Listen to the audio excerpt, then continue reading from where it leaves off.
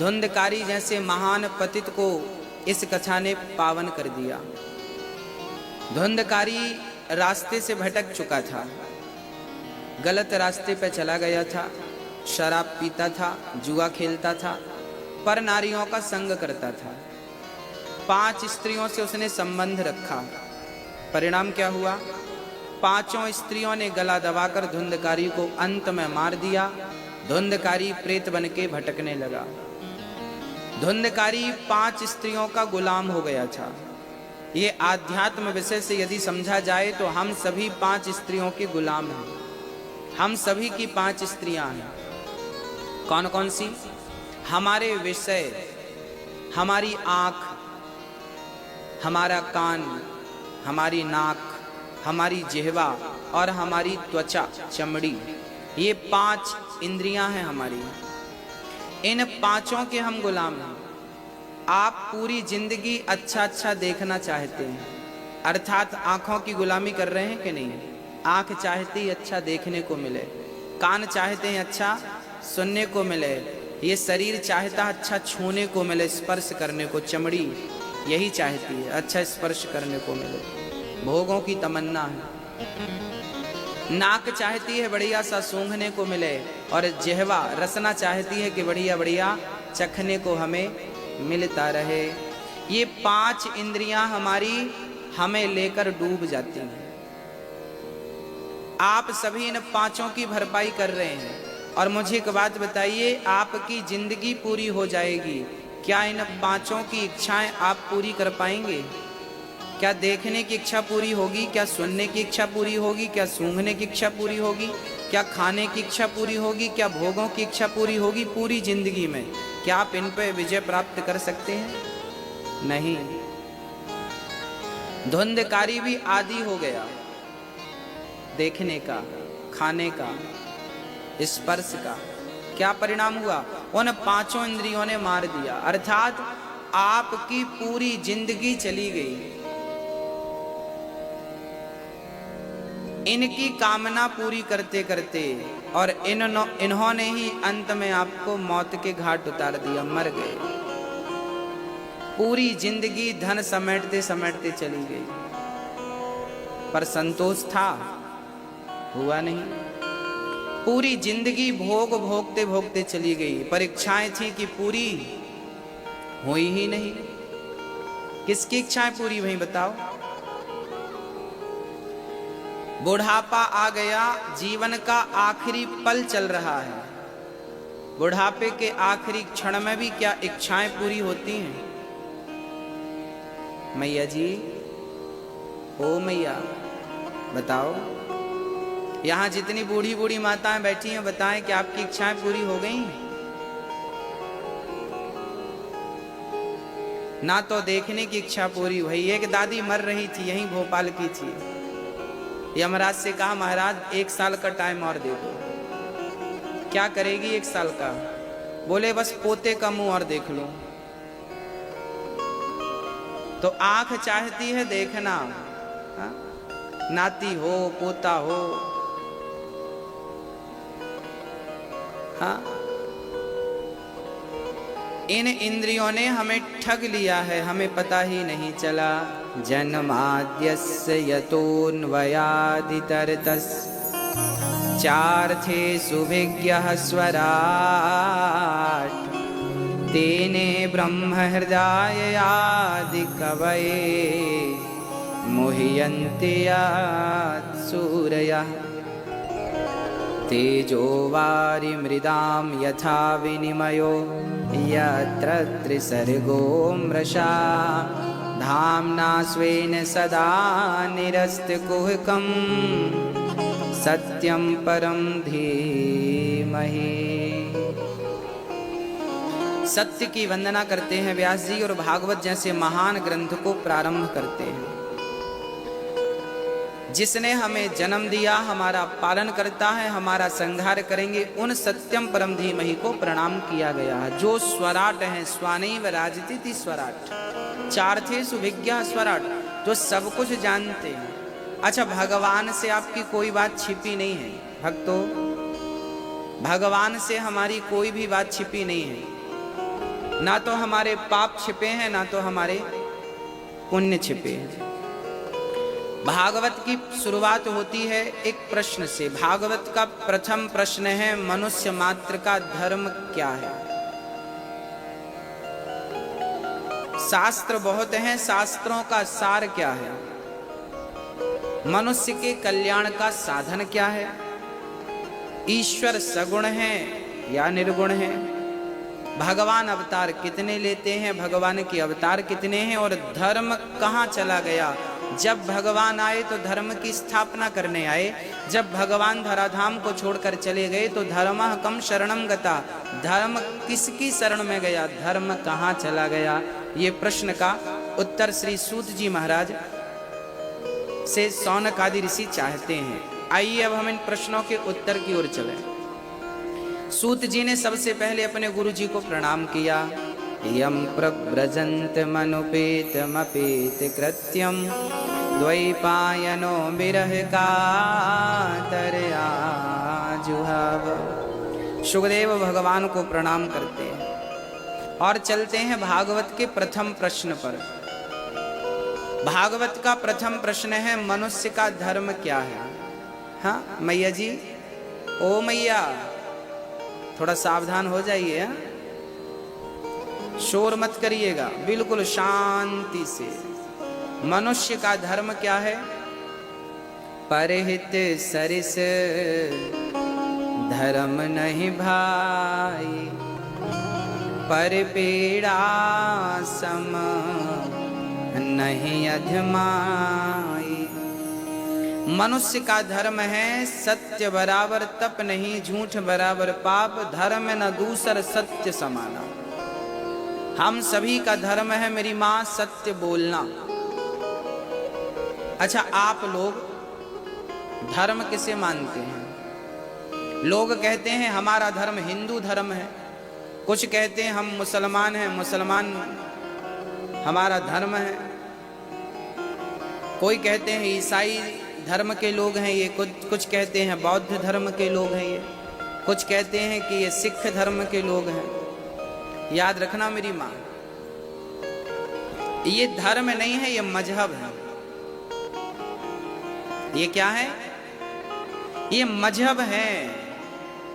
धर्म एक ही है सबका, चाहे वो हिंदू हो, मुसलमान हो, सिख हो, ईसाई हो, यदुही हो, पारसी हो, बौद्ध हो, कोई भी हो, एक ही धर्म है। और वो धर्म है, धर्म न दूसर सत्य समाना। सत्य से बड़ा धर्म कुछ नहीं है। हिंदू को भी सत्य बोलना चाहिए, मुसलमान को भी क्या बोलना चाहिए, सच बोलना चाहिए कि ना। सत्य की शिक्षा जिसके अंदर है वो ईश्वर से जुड़ा है, और जो सत्य का पालन नहीं करता वो किस धर्म का है मुझे नहीं पता। हमारे धर्म का नाम क्या है बताइए। आपके धर्म का नाम क्या है, क्या नाम है आपके धर्म का। मैया जी आप किस धर्म से हो, क्या नाम है आपके धर्म का,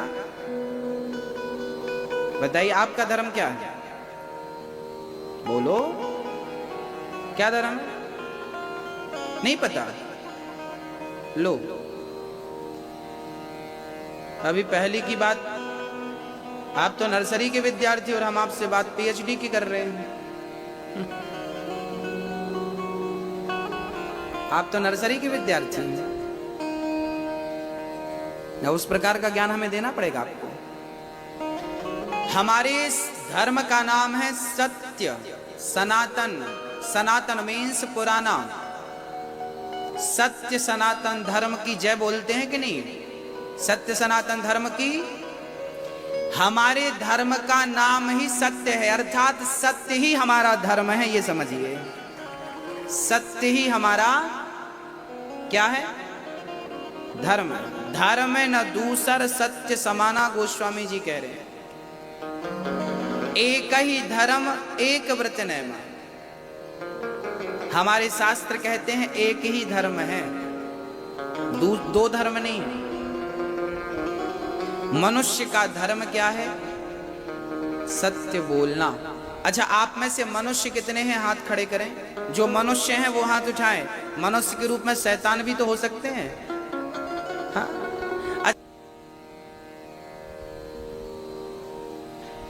वही वही वही बात समझने की है भक्तों।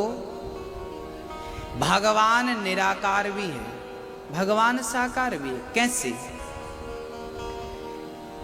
पानी निराकार होता है, पानी का कोई आकार होता है ना? पानी निराकार है, पर वही पानी यदि फ्रिज में रख दिया जाए तो वो पानी क्या बन जाता है? बर्फ बन जाता है। वही निराकार पानी बाद में आकार ले लेता है, तो निराकार साकार हो गया कि नहीं? क्यों हो गया? क्योंकि फ्रिज की संगत मिल गई। जो निराकार था थोड़ी देर पहले पानी, वही बर्फ बन गया तो साकार हो गया ना। ऐसे ही जैसे पानी निराकार होते हुए भी फ्रिज में रख दो तो साकार हो जाता है, ऐसे भगवान निराकार है, पर वो भक्तों के प्रेम की फ्रिज में जब आता है तो वही भक्तों के लिए निर्गुण निराकार सगुण साकार बन करके वही नारायण राम और कृष्ण बन करके वही निराकार साकार बन करके आ जाते हैं, राम और कृष्ण के रूप में आ जाते हैं। हाँ, वही निराकार है, वही साकार है। आप कभी ये गलती ना करें कि निराकार अलग और साकार अलग, वही है। समझ रहे हैं?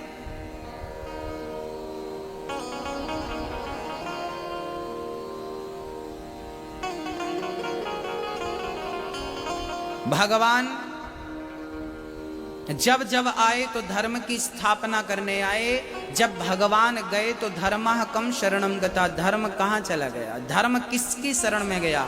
बोले धर्म सत्य की शरण में चला गया।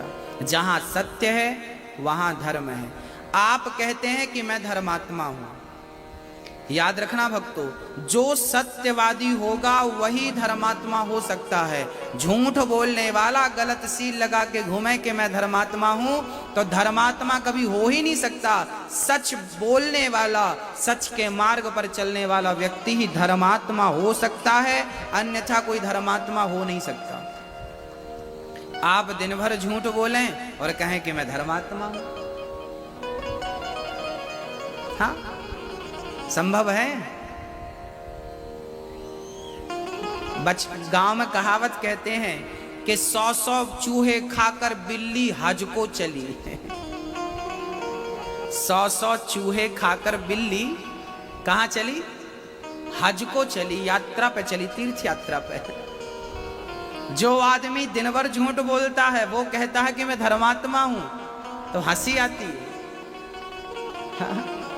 तुम्हें धर्म की परिभाषाएं तो समझ लेनी चाहिए। धर्म कहते किसे? धर्म के लिए करना क्या पड़ता है?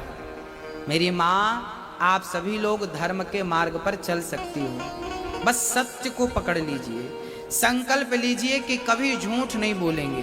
कितनी भी बड़ी मुसीबत आ जाए, कितना भी बड़ा नुकसान हो जाए, परंतु आप सत्य का साथ नहीं छोड़ेंगे। राजा हरिश्चंद्र बिक गए, अपने आप को बेच दिया, क्या सत्य को छोड़ा? अपनी पत्नी तारा को बेच दिया, अपने पुत्र रोहित को बेच दिया, क्या सत्य को छोड़ा? यदि हमारे देश का राजा धर्म के लिए अपने आप को बेच सकता है, परिवार को बेच सकता है, बस भक्तों इतनी बात बहुत है कि धर्म के लिए प्राण चले जाएं, पर धर्म नहीं जाना चाहिए, सत्य नहीं जाना चाहिए। धर्मो रक्षति रक्षिता। आजकल लोग पग पग में झूठ बोलते हैं, बात बात में झूठ बोलते हैं। इसलिए हम कहा करते हैं कि पहले तो चुप रहना सीखिए। मौन रहो तो ही अच्छा है, कम से कम विष मत घोलो। बोलो यदि पहले तुम तौलो, फिर मुख को खोला करना। पुष्प नहीं बन सकते हैं तो कांटे बनकर मत रहना। भक्तों, पहली बात तो चुप रहा करिए, और कभी भी बोलने का अवसर मिले तो सच बोलिए। ये नहीं कि आपको मुंह दिया भगवान ने तो कुछ भी बोलते जाए, किसी को भी बोलते जाए। अगले जन्म में जिह्वा काट देगा भगवान आपकी, और फिर मेंढक बना के भेजेगा, टर टर करते रहना। आपके यहाँ मेंढक है कि नहीं? हैं, ये सब यहीं के निवासी हैं, सब झूठ बोलते थे। भगवान के दरबार पे गए, भगवान ने कहा क्यों भाई क्या किया तुमने? भगवान ने इनका पूरा हिसाब देखा, डायरी देखी तो सबने झूठ बोल रखे थे लाखों। भगवान ने कहा चलो तुम्हारी जिह्वा काटता हूं। अब मैं 20 से कैंची से काट दिया, मेंढक बना के भेज दिया। एक बार मेंढक बना, फिर मर गया, फिर मेंढक, हजारों लाखों बार मेंढक बनना पड़ता है। देखा होगा आपने, बरसात का पहला पानी गिरता है तो मेंढक ही मेंढक हो जाते हैं और उसके बाद पता नहीं चलता कहां चले गए।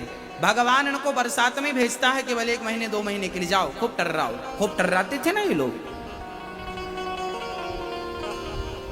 तो झूठ बोलने वाले मेंढक बनने को तैयार रहें, जो बात बात में झूठ बोलते हैं,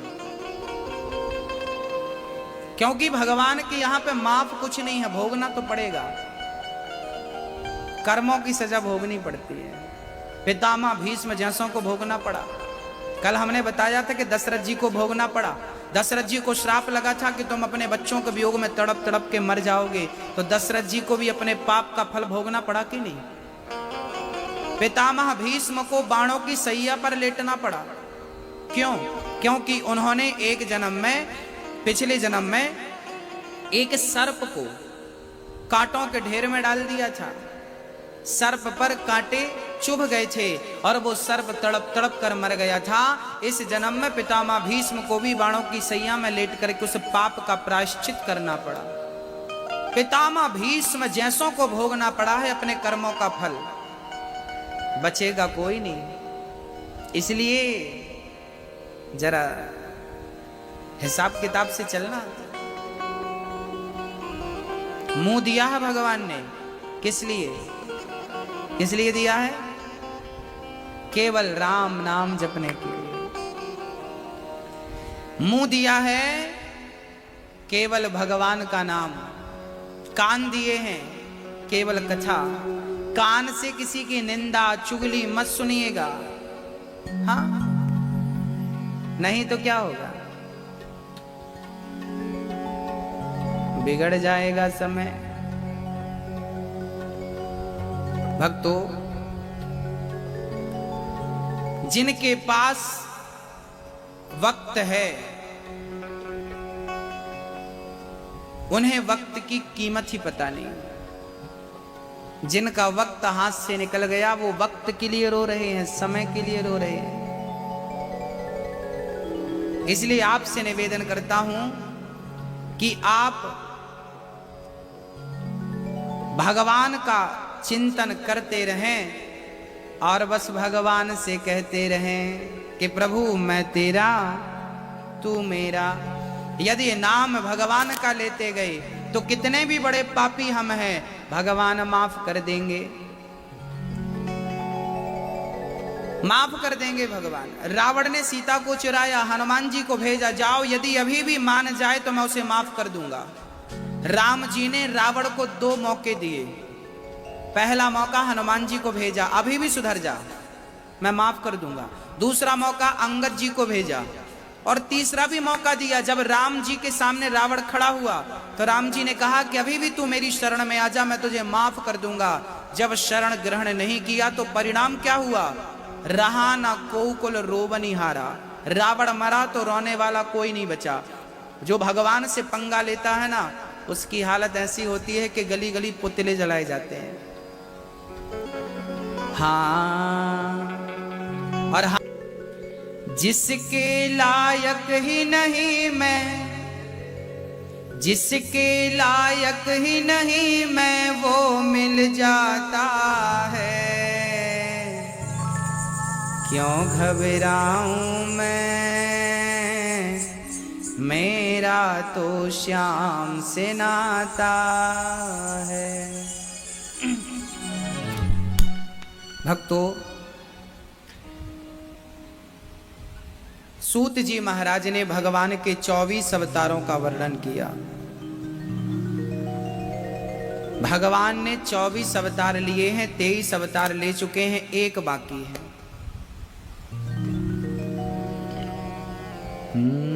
नारायण नारद हरि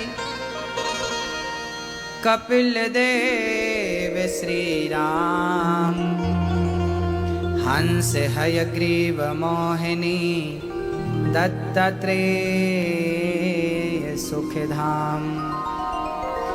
नरसिंह वामन व्यास जी ऋषभ देव कुमार।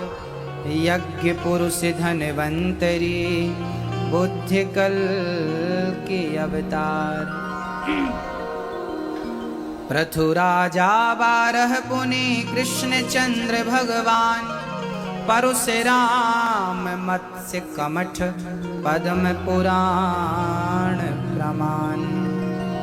ये 24 अवतार हैं। हर अवतार के पीछे कोई ना कोई हेतु है। भक्तों, सुखदेव जी भगवान सुंदर सा वर्णन करते हैं। सूत जी कहते हैं, सौनक जी, एक बार व्यास जी सरस्वती नदी के तट पर उदास मन से बैठे थे। तभी देवर्षि नारद जी पहुंच गए। नारद जी ने कहा, व्यास जी, आपके दर्शन मात्र से लोगों का दुख दूर हो जाता है। आज आप परेशान हैं, आप दुखी हैं, क्यों? तब व्यास जी ने कहा, मैं क्या बताऊं, मैंने 17 पुराण लिख दिए पर मेरे मन को शांति नहीं मिली। नारद जी ने कहा, जब तक आप श्रीमद् भागवत की कथा नहीं लिखेंगे तब तक आपको शांति मिलने वाली नहीं। व्यास जी ने कहा, मैं किस आधार पर लिखूं? नारद जी ने 4 श्लोक सुना दिए। अहमेवासमेवाग्रे नान्यद यत् सत्सत्परम पश्चादहम यदेतच्च यो वशिष्येत सोऽस्म्यहम्। 4 श्लोक सुना दिए। भागवत चतुश्लोकी की है। भागवत सबसे पहले भगवान नारायण ने ब्रह्मा को सुनाई थी। ब्रह्मा ने अपने पुत्र देवर्षि नारद जी को सुनाया। नारद जी ने व्यास जी को सुनाया। व्यास जी ने सुखदेव जी को सुनाया। सुखदेव जी ने राजा परीक्षित को सुनाई। वही भागवत ये दास अनिरुद्ध आप सभी को श्रवण करा रहा है। परंपरागत ये कथा ऊपर से नीचे आई है। श्री नारद जी महाराज कहते हैं, व्यास जी, संतों की बहुत बड़ी कृपा है। अच्छा मेरी माँ, मैं आपको एक बात पर्सनल ही बोल रहा हूं। जिनके जीवन में संतों की कृपा होती है उनके जीवन में भगवंत की कृपा होती ही होती है। भगवान बाद में ही मिलेंगे, पहले संत मिलेगा। कहते हैं जब तक गुरु ना मिले तब तक भगवान नहीं मिल सकते। इसलिए गुरु का होना अति आवश्यक है। गुरु की शरण ग्रहण करना, गुरु के बताए मार्ग पर चलना अति आवश्यक है। गुरु वही मार्ग बताएगा जो मार्ग ईश्वर से आपको जोड़ दे। नारद जी ने कहा, मैं पिछले जन्म में दासी पुत्र था। मेरी माँ घर घर बर्तन मांजने जाती थी। नारद जी का पूर्व चरित्र सुना रहा हूं, ध्यान से सुनिएगा। हाँ मैया जी, नारद जी पिछले जन्म में दासी पुत्र थे। इनकी माँ घर घर बर्तन मांजती थी। नारद जी ने कहा कि एक बार मेरे गांव में कुछ संत आए चतुर्मास व्यतीत करने के लिए। मैंने उन संतों की खूब सेवा की। चरण दबाना, उनके वस्त्र धुलना, और जब संत खा लेते थे तो उनकी जो जूठन बचती थी, प्रसादी बचती थी, वो प्रसादी मैं ग्रहण कर लेता था। कहते हैं कि किसी संत का जूठन यदि आपने एक बार खा लिया तो आपको भगवान एक मौका जरूर, आप कितने भी बड़े पतित हैं, अपना कल्याण करने का एक मौका जरूर दिया जाएगा, भगवान देंगे यदि आपने किसी संत का जूठन खाया तो। इसलिए पहले के जमाने में संत चतुर्मास व्यतीत करने आते थे तो संतों के चरण दबाना, संतों का दिया प्रसाद ग्रहण करना, ऐसा लोग करते थे। 4 महीने तक संतों की सेवा खूब करते थे। नारद जी बोले, मैंने खूब सेवा की। तब संतों ने मुझे एक मंत्र दिया। मंत्र था ओम नमो भगवते वासुदेवाय। मैंने उस मंत्र का जो जाप किया, जब संत जाने लगे तो मैं भी संतों के पीछे पीछे चल पड़ा। मेरी माँ दौड़ कर आई, बेटा यदि तू चला जाएगा तेरी माँ मर जाएगी, रुक जा बेटा। संतों ने मुझे रोक दिया कि बेटा माँ की सेवा करना तुम्हारा पहला परम धर्म है। मैं रुक गया। एक दिन मेरी माँ गाय दोहने गई तो माँ को सर्प ने डस लिया, माँ मर गई। माँ के मरते ही मैंने माँ का संस्कार किया और उसी रास्ते चल पड़ा जिस रास्ते संत गए थे। घनघोर जंगल में मैं पहुंचा। वहां पर एक पेड़ की छांव में मैं खड़े होकर उस मंत्र का जाप करने लगा जो मंत्र संतों ने दिया था। जाप करने लगा। धीरे धीरे मुझे आनंद की अनुभूति होने लगी, भगवान का एहसास होने लगा। अब तो मैं जहां देखता बस मुझे भगवान गोविंद नारायण ही नारायण नजर आते। आखिरी समय में भगवान की एक छवि सामने आई और भगवान का दर्शन हुआ और भगवान अंतर्धान हो गए। नारद जी बोले कि मैं रोने लगा, हे प्रभु आपने मुझे दर्शन दिया, आप चले गए। तब आकाशवाणी हुई, पुत्र इस जन्म में तेरे इतने ही पुण्य हैं कि तू मेरी एक झलक देख सके। अब अपने पुण्यों को बढ़ा ताकि तू मेरा दर्शन प्राप्त कर सके। नारद जी बोले मैं उस मंत्र का जाप करते करते प्राणों को त्याग दिया और इस जन्म में मैं नारद जी ब्रह्मा का पुत्र बनकर नारद बनकर प्रकट हुआ। और अब तो उस जन्म के भजन का प्रभाव यह है कि जब भी मन करे मैं भगवान के क्षीर सागर चला जाता हूं और लक्ष्मी नारायण का दर्शन अपनी निज आंखों से कर लेता हूं। भक्तों, भजन में ही इतनी शक्ति है कि वो आपको भगवान का दर्शन करा सकता है। जिस प्रकार का पुण्य होगा उस प्रकार का दर्शन होगा। यदि आपको भगवान की एक झलक मिल गई कभी सपने में या प्रत्यक्ष, तो समझना कि हमारा पुण्य इतना ही था। अब उनकी और झलक देखना हो तो पुण्य बढ़ाना होगा, उनसे प्रेम करना होगा। वो प्रेम, वो भक्ति ही आपको वहां तक पहुंचाएगी। नारद जी बोले मैं भजन के प्रभाव से, संतों की कृपा से आज मैं नारद बना हूं। कागा से तो है हंस करे गो,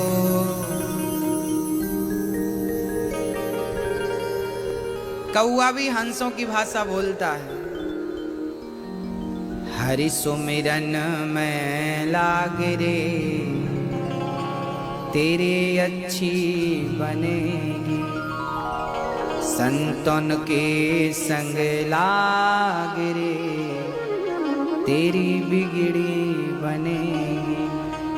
ध्रुव जी की बन गई, प्रहलाद जी की बन गई। ध्रुव जी की बन गई। कौन? ध्रुव जी को कौन सा संत मिला? नारद जी। प्रहलाद जी को कौन से संत मिले? नारद जी। जब संत मिले तो भगवंत मिले, संत नहीं मिलेंगे तो भगवंत नहीं मिलेंगे। इसलिए नारद जी हमें यही कह रहे हैं इस कथा से कि जीवन में किसी अच्छे संत के चरण शरण ग्रहण कर लीजिए, उस संत के पांव पकड़ लीजिए जो आपको भगवान से मिला दे। हाँ, व्यास जी ने 4 श्लोकों के बल पर भागवत की रचना की और 4 श्लोकों से 18,000 श्लोक बना दिए और एक महान ग्रंथ का निर्माण किया, भागवत महापुराण लिख दिया व्यास जी ने। भागवत में सुंदर सी चर्चाएं व्यास जी ने कही हैं। महाभारत से भागवत को प्रारंभ किया गया है व्यास जी के द्वारा। महाभारत का युद्ध 2 पक्षों में हुआ था, पांडव और कौरव। पांडव कितने थे मेरी माँ? और कौरव कितने थे? 100। पांडवों के पक्ष में कृष्ण थे और कौरवों के पक्ष में बड़ी लंबी सेना थी। कौरवों की सेना में कौन कौन था गिनिएगा? गुरु द्रोणाचार्य, पितामह भीष्म, दानवीर कर्ण, शकुनी, जयद्रथ, ये सारे लोग महारथी थे, दिग्गज थे, कोई ऐसे वैसे नहीं थे। और पांडवों के पक्ष में कौन था? केवल पांडव। और भगवान कृष्ण ने तो कह रखा था कि मैं युद्ध में अस्त्र शस्त्र नहीं उठाऊंगा। निहत्थे भगवान। पर जब महाभारत हुआ तो जीत किसकी हुई? जिनकी सेना ज्यादा थी उनकी जीत हुई या जिनकी सेना कम थी उनकी जीत हुई? मेरी माँ, आपकी सेना कितनी बड़ी है फर्क नहीं पड़ता, आप कितने बलशाली हैं फर्क नहीं पड़ता, आपके सिर पे हाथ किसका है ये फर्क पड़ता है। गोविंद का हाथ पांडवों के सिर पे था, इसलिए उनकी सेना कमजोर थी, ताकत नहीं थी।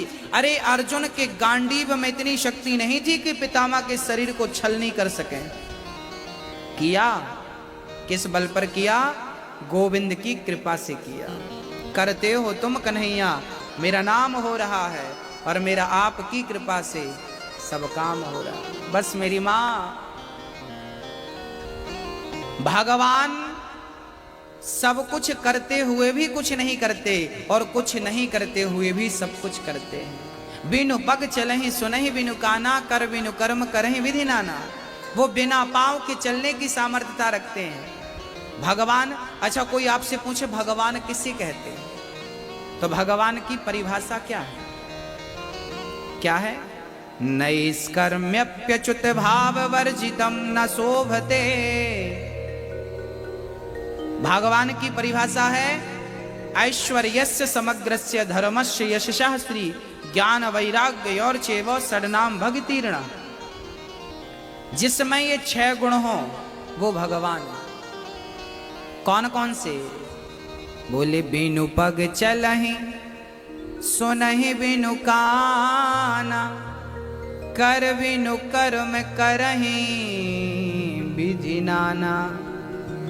जो बिना कान के सुन ले उसे भगवान कहते। अच्छा, भगवान बिना कान के सुनते हैं कि नहीं? हम आपसे पूछ रहे हैं, जवाब दीजिए। किसकी सुनी भगवान ने? आपके सामने कौन सा उदाहरण है जो बिना कान के भगवान ने सुना हो, बिना पांव के भगवान चले हो और बिना हाथ लगाए भगवान ने काम कर दिया? कहां की घटना है ये? हाँ, आज हम आपको बताएंगे। जब भरी सभा में द्रौपदी की साड़ी खिंच रही थी तो भरी सभा में द्रौपदी ने पुकारा था। किसे पुकारा था? किसे बुलाया था मेरी मां? मेरी असुवन भीगे साड़ी, आ जाओ कृष्ण मुरारी। हे गोविंद, कहाँ जा छिपे हो प्यारे कन्हैया, यहाँ लाज मेरी लूटी जा रही है। दुशासन के हाथों तेरी द्रौपदी की सभा बीच साड़ी खींची जा रही है। कहाँ जा छिपे हो प्यारे कन्हैया, यहाँ लाज मेरी लूटी जा रही है। जिन्होंने कभी मेरी सूरत न देखी, द्रौपदी कह रही है कन्हैया, जिन्होंने मेरी सूरत न देखी वो देखेंगे आज बदन मेरा नंगा। जुआ में पति जी मेरे हारे हैं बाजी, महलों की रानी लूटी जा रही है। द्रौपदी ने हाथ उठाकर कहा, कन्हैया यदि नहीं आए तो आपकी बहन लुट जाएगी। और याद रखना, आज लाज आपकी बहन की नहीं, लाज तो आपकी जाएगी। द्रौपदी ने बुलाने में देर लगाई है भक्तों, भगवान ने आने में देर नहीं लगाई। द्रौपदी ने पहले पति को बुलाया, अर्जुन मुझे बचाओ। गुरु द्रोणाचार्य जी बचाओ, पितामह भीष्म बचाओ। जब किसी ने नहीं मदद के हाथ खड़े किए, तब द्रौपदी ने दोनों हाथ खड़े कर दिए, कन्हैया अब साड़ी उतर रही है तो मुझे फर्क नहीं पड़ता, क्योंकि मैंने शरण ग्रहण कर दी, मैं शरण में हूं आपकी। अब साड़ी उतरे या बचे आपकी मर्जी। और जब हाथ उठाकर पुकारा, कहते हैं उस समय द्वारिकाधीश रुक्मणी ने भोजन के लिए आवाज लगाई। जिस समय द्रौपदी की साड़ी खिंच रही थी, उस समय घड़ी में लगभग 11:30 से 11:30 का समय था। सुबह प्रातःकाल दोपहर का समय था और उसी समय द्रौपदी कन्हैया को बुला रही थी। उसी समय रुक्मणी जी कृष्ण को आवाज लगा रही थी कि भोजन तैयार है, गरम गरम जल्दी भोजन कर लीजिए। और कन्हैया तो बस इंतजार कर रहे थे कि मेरी बहन बुलाए और मैं जाऊं, पर बहन है कि बुलाती नहीं, पति को बुला रही है, पितामह को बुला रही है। भगवान हाथ बांध कर खड़े हैं, जब तक तू बुलाएगी नहीं मैं आऊंगा कैसे। और जब कोई नहीं आया तो द्रौपदी ने आवाज लगाई, आओ कन्हैया आओ मुरारी, तुमको पुकारे ये बहना तुम्हारी। आओ कन्हैया कि आओ मुरारी, तुमको पुकारे ये बहना तुम्हारी। कि देखो जरा ये हालत हमारी, कि बहना तुम्हारी लूटी जा रही है। द्रौपदी की साड़ी पकड़कर दुशासन खींचता जा रहा है। रुक्मणी कह रही हैं कि आओ प्रभु भोजन कर लो, ठंडा हो रहा है। और जैसे ही आवाज लगाई, द्रौपदी ने उस हाल में थाली के सामने बैठे थे, रुक्मणी ने बिठा दिया जबरदस्ती। भगवान ने रोटी तोड़ी, सब्जी लगाई और बस खाने वाले थे कि आवाज द्रौपदी ने लगा दी। उसी हाल में रोटी का निवाला वहीं रखा और दौड़ पड़े द्वारिकाधीश ने जाकर बिना पांव के दौड़ लिया। बिनु पग चले ही सुनहि बिनु काना। द्रौपदी ने जहां से बुलाया था उस जगह का नाम था हस्तिनापुर। हस्तिनापुर बोले तो आज उसे दिल्ली कहते हैं। दिल्ली से द्रौपदी ने पुकारा था द्वारिका। दिल्ली से द्वारिका की दूरी लगभग 1500 किलोमीटर से ज्यादा ही होनी चाहिए लगभग। तो बिना कान के, उस टाइम पे टेलीफोन भी नहीं था, बिना कान के सुन लिया कि नहीं? केवल सुन लिया बिना कान के, ऐसा नहीं बिनु पग चले ही सुन ही बिनु काना, बिना पांव के दौड़ गया कि नहीं। अब सोचिए कि किसी की साड़ी उतर रही है, आधी उतर चुकी है और आधी उतर रही है, तो क्या 1500 किलोमीटर से कोई आकर के उसकी उतरती हुई साड़ी को बचा सकता है? तो बिना कान के सुन लिया कन्हैया ने और बिना हाथ लगाए दौड़कर वस्त्र बन करके द्रौपदी के वस्त्र को बढ़ा दिया। दुशासन खींचता गया, साड़ी का ढेर लग गया। दुशासन बोला कि साड़ी बीच नारी है कि नारी बीच साड़ी है कि साड़ी ही की नारी है कि नारी ही की साड़ी है। तब द्रौपदी ने कहा, मूर्ख, ना साड़ी बीच नारी है, ना नारी बीच साड़ी है, ना साड़ी ही की नारी है, ना नारी ही की साड़ी है। ये तो वृंदावन बिहारी है जो खिंचा जा रहा है, खिंचा जा रहा है। आज भक्त के लिए भगवान वस्त्र बन करके खिंच रहे हैं। भक्तों, बुलाने वाली द्रौपदी हो तो भगवान आज भी आते हैं। बस बुलाने वाली द्रौपदी तो नहीं है, इसलिए आने में देर लगती है, नहीं तो उसके आने में देर नहीं लगती मेरी मां। भक्तों, अद्भुत चर्चा। बिना पांव के दौड़ गए, बिना कान के सुन लिया और बिना हाथ लगाए साड़ी बढ़ा दी कि नहीं। तो बिनु पग चले ही सुन ही बिनु काना, कर बिनु कर्म, मतलब हाथ के बिना काम। भगवान इन्हें कहते हैं जो बिना पांव के चले, बिना हाथ लगाए कार्य करे, वो ईश्वर है। भक्तों,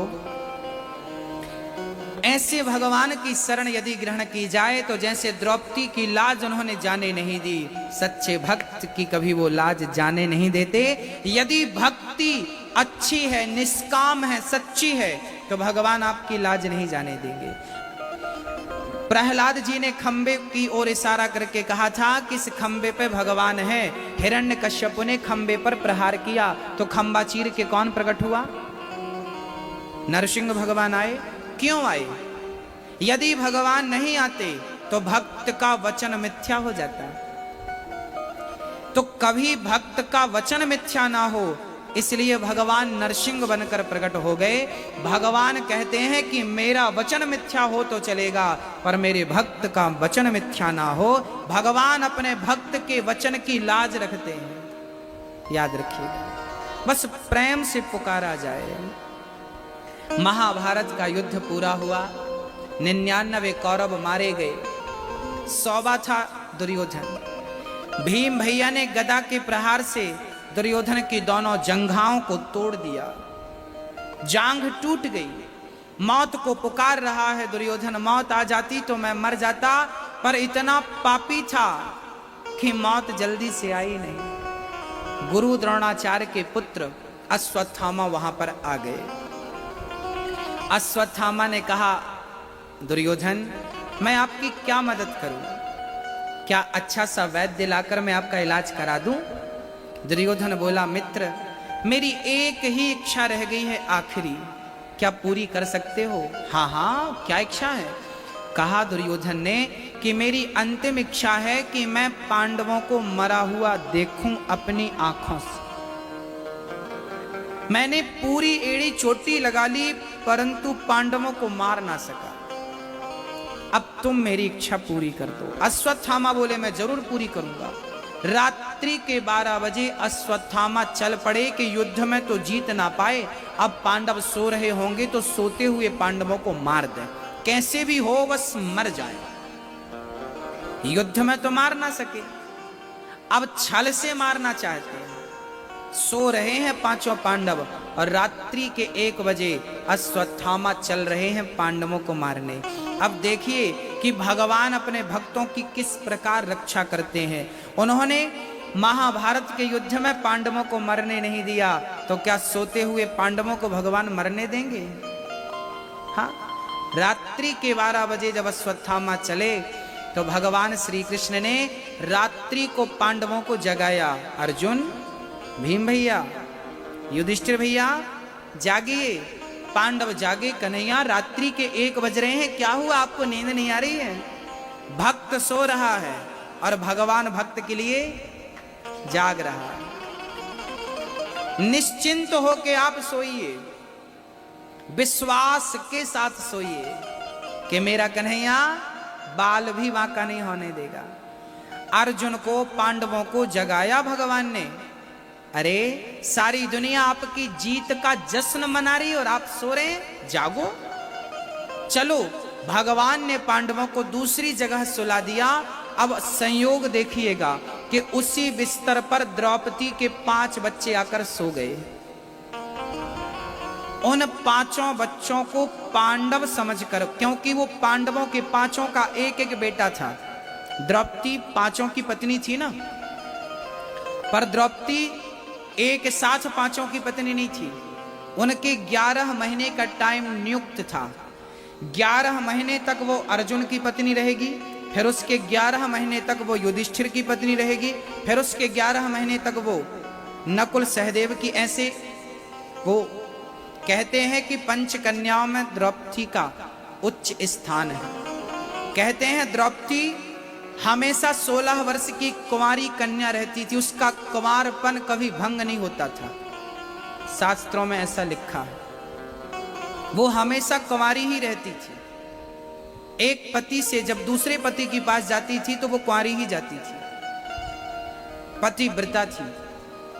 उन 5 पांडवों का एक बेटा द्रौपदी के गर्भ में था और द्रौपदी ने 5 बच्चों को अलग अलग टाइम पे जन्म दिया। वो 5 बच्चे पांडवों की तरह दिखते थे। अर्जुन का बेटा अर्जुन जैसा, युधिष्ठिर का बेटा युधिष्ठिर जैसा। वो पांचों बच्चे आकर उस बिस्तर पर सो गए और अश्वत्थामा ने उन बच्चों को पांडव समझ लिया और पांचों का सिर काट दिया।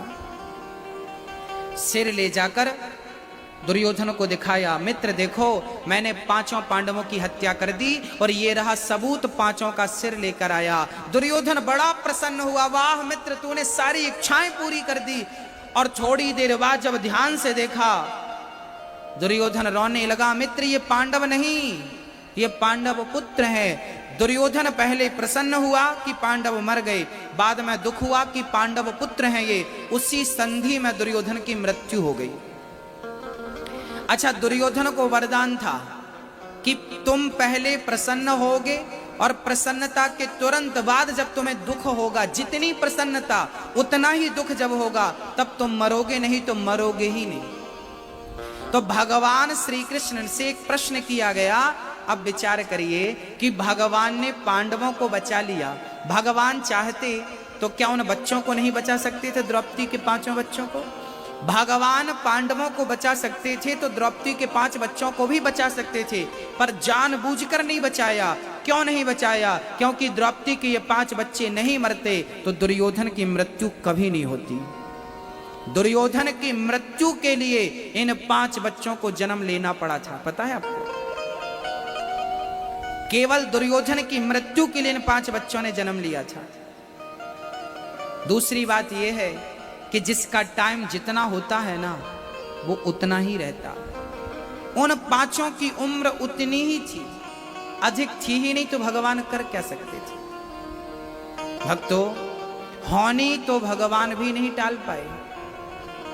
हाँ, 5 बच्चों को अश्वत्थामा ने मार दिया, दुर्योधन मर गया। सुबह अश्वत्थामा भागे कि अब अर्जुन छोड़ने वाला नहीं। सुबह द्रौपदी ने देखा कि मेरे बच्चे आज सोकर नहीं उठे। बच्चों को मरा हुआ देखकर द्रौपदी की आंखों में आंसू आ गए। द्रौपदी रोने लगी।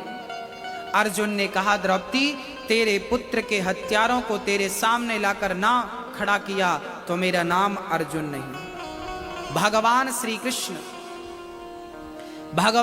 कृष्ण अर्जुन को रथ पर बिठाते हैं और अश्वत्थामा के समक्ष ले जाकर खड़ा कर देते हैं। अश्वत्थामा भागने लगा, डर से उन्होंने ब्रह्मास्त्र चला दिया। अर्जुन चरणों में गिर पड़े। कृष्ण कृष्ण महाबाहो भक्तानां भयंकरा त्वमेको दह्यमानानामपि वर्गोऽसि संसृते। अर्जुन चरणों में गिर पड़े, प्रभु उसने हमें मारने ब्रह्मास्त्र चला दिया, गोविंद रक्षा करिए। भगवान बोले कि आप को ब्रह्मास्त्र से प्रहार किया गया है, आप भी ब्रह्मास्त्र चलाइए जल्दी से। कांटे को कांटे से ही निकाला जा सकता है। अर्जुन ने भी ब्रह्मास्त्र चलाया। अश्वत्थामा के ब्रह्मास्त्र से अर्जुन का ब्रह्मास्त्र टकराया। पृथ्वी डगमग डगमग डोलने लगी, मानो प्रलय हो जाएगा। तब भगवान ने अपनी कृपा से दोनों ब्रह्मास्त्र को शांत किया।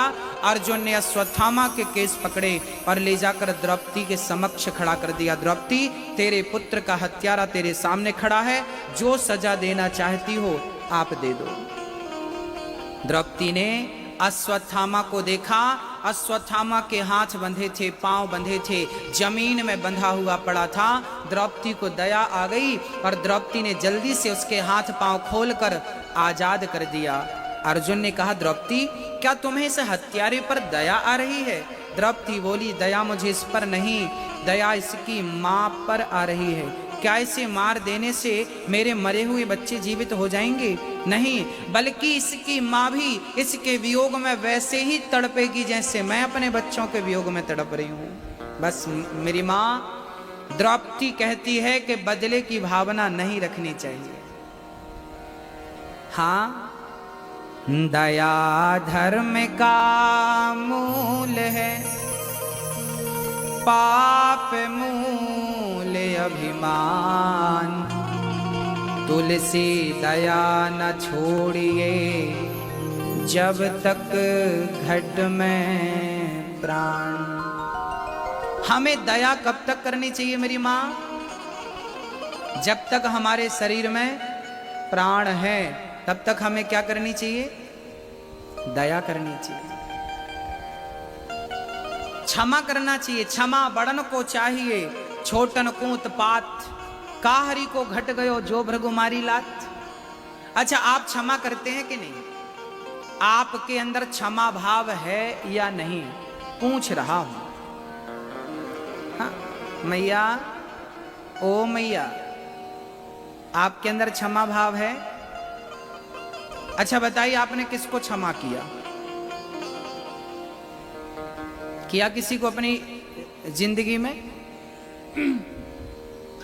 कई लोग इतने मूर्ख होते हैं, झगड़ा करते हैं और कहते आज के बाद हम तुम्हारी शकल नहीं देखेंगे, आज के बाद तुम्हारी देहरी नहीं चढ़ेंगे, तुम्हारे द्वार नहीं आएंगे। इतना गुस्सा, इतना माफ नहीं कर सकते। सोचिए कि आप दुनिया वालों की इतनी गलती माफ नहीं करते तो भगवान आपकी इतनी सारी गलतियां कैसे माफ करेगा? जब आप अंदर से किसी को माफ नहीं करते तो आपको कौन माफ करेगा? इसलिए कहता हूं, दया करिए। दया धर्म का मूल है, पाप मूल अभिमान। हम भारतवासियों को सिखाया गया है, हमारे खून में, हमारे रक्त में दया है। हाँ, पाकिस्तान रोज हम पे बम फेंकता है, परमाणु की धमकी देता है, पर हम लोगों ने कभी उस पर अटैक नहीं किया। पहले उसने किया है तो हम जवाबी कार्रवाई करते हैं, पर पहले अटैक नहीं करते हम लोग, क्योंकि हमारा स्वभाव ही, हमारी मिट्टी ही ऐसी है। हमारा जो खून है ना, हमारे खून में ही दया का भाव है। हिंदुस्तानी दयालु होता। इसलिए आपसे निवेदन है, दया, दया का उल्टा क्या होता है? दया, उल्टा हुआ याद। जब आप किसी पर दया करेंगे तो ईश्वर आपको याद जरूर करेगा। जब आप दया नहीं करेंगे तो ईश्वर क्यों याद करेगा? इसलिए दया करिए। दया धर्म का मूल है, दया ही धर्म की जड़ है। इसलिए बड़े से बड़े अपराधी को माफ कर दीजिए, दया करिए, क्षमा करिए। क्षमा बड़न को चाहिए। एक बार भृगु जी भगवान शिव जी के पास गए। उन्होंने एक यज्ञ किया था, तो उस यज्ञ में सबसे बड़े देवता कौन है निर्णय नहीं हो पा रहा था। कोई कह रहा था ब्रह्मा जी सबसे बड़े हैं, कोई कह रहा था शंकर जी सबसे बड़े हैं, कोई कह रहा था भगवान नारायण विष्णु जी सबसे बड़े हैं। अब निर्णय नहीं हो पाया कि बड़े कौन है। तब क्या हुआ? तब भृगु जी बोले मैं परीक्षा लेकर आता हूं तीनों की। तो भृगु जी गए सबसे पहले ब्रह्मा के पास, तो ब्रह्मा को प्रणाम नहीं किया। ब्रह्मा को गुस्सा आई, क्यों रे, मेरा बेटा मुझे प्रणाम नहीं करता। भृगु जी समझ गए कि ये पहले पूजने के लायक नहीं है, गुस्सा आता है। शंकर जी के पास गए तो शंकर जी ने कहा आओ हमारे पास बैठिए, भृगु जी हमारे भ्राता हैं, आप बैठिए। भृगु जी ने कहा ना ना, हम आपके पास नहीं बैठते। भृगु जी को भी गुस्सा, शंकर जी को भी गुस्सा आ गई। शंकर जी ने बात ही नहीं की। भृगु जी को लगा कि ये ठीक नहीं है। तब भृगु जी भगवान नारायण के पास गए। लक्ष्मी जी चरण दबा रही थी, क्षीर सागर पर शेष नांग पर भगवान लेटे थे। भृगु जी को गुस्सा आ गया कि काम धाम कुछ करते नहीं, पत्नी से पांव दिन भर दबाते हैं। भृगु जी को गुस्सा आया और भृगु जी ने अपना पाद प्रहार, एक लात उठाकर भृगु जी ने भगवान की छाती पे, हृदय में एक लात मार दिया। और जब भगवान नारायण के हृदय में चरण पड़े तो भगवान नारायण ने भृगु जी के चरण उठाकर सहलाते हुए कहने लगे, भृगु जी मेरी छाती, मेरा हृदय बड़ा कठोर था, आपके चरण बड़े कोमल थे, कहीं आपके चरणों में चोट तो नहीं लग गई। भृगु जी चरणों में गिर पड़े कि प्रभु जिसे मैंने लात मारा हो वो मुझसे कह रहा है कि चोट तो नहीं लगी। इसका अर्थात आपके अंदर जितना दया भाव है किसी के अंदर नहीं। इसलिए सर्वप्रथम पूजनीय आप हैं सबके भगवान। सर्वसम्मति से निर्णय